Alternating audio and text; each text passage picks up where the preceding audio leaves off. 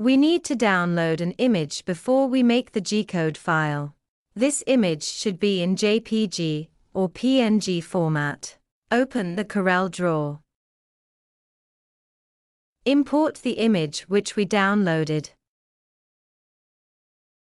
Right-click and select Outline Trace, then select Logo or Detailed Logo.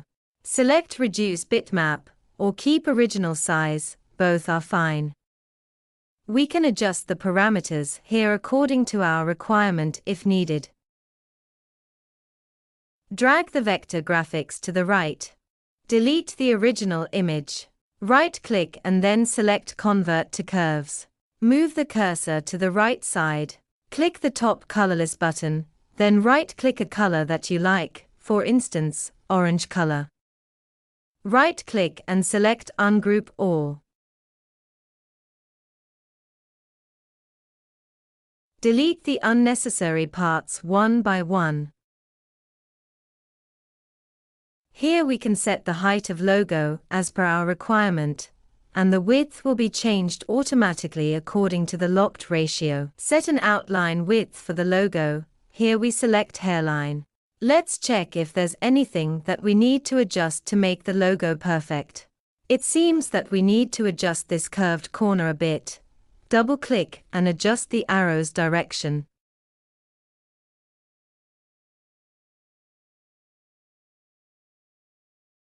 Double-click and adjust the arrow's direction to make the line straight here.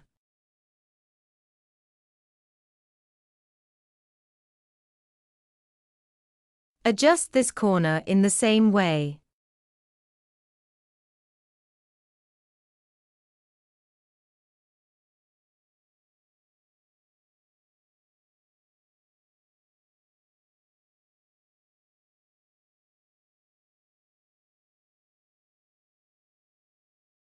The logo looks perfect now, no need to adjust further.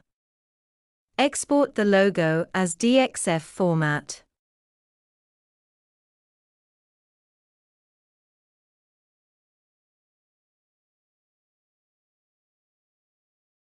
Select AutoCAD 2004 to 2006 for export version. Select millimeters for export units. Select curves for export text. Click OK.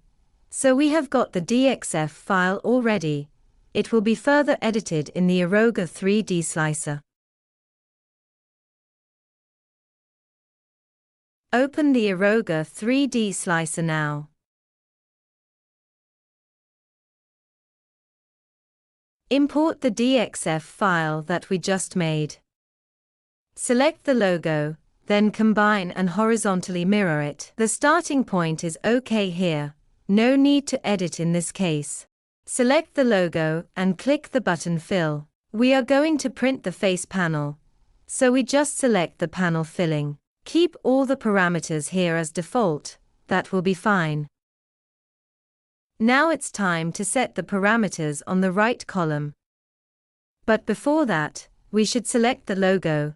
This is very important, otherwise, the parameter setting on the right column won't work. Select Reverse Print, and select Line. We can set the logo height at 30 mm as per our requirement. Let's click Color Switch.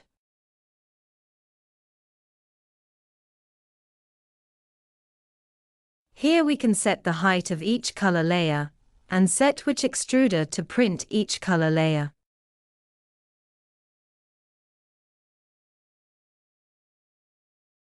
We can preview the color layers here.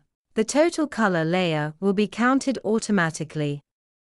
Let's click Footstep and tick here. We don't need to set anything in these items for this logo. Let's click Fill Panel. We are going to print the face panel, so we just select the panel print. Set 0 mm for fill type 2, and set 0.9 mm for fill type 1. Click Get Path. We can get the estimated filament length and printing time. Click File Output. Save the printing file as G-code format.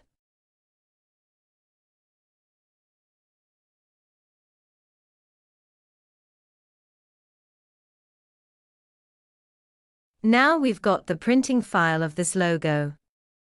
We can make a 3D preview before we print this logo.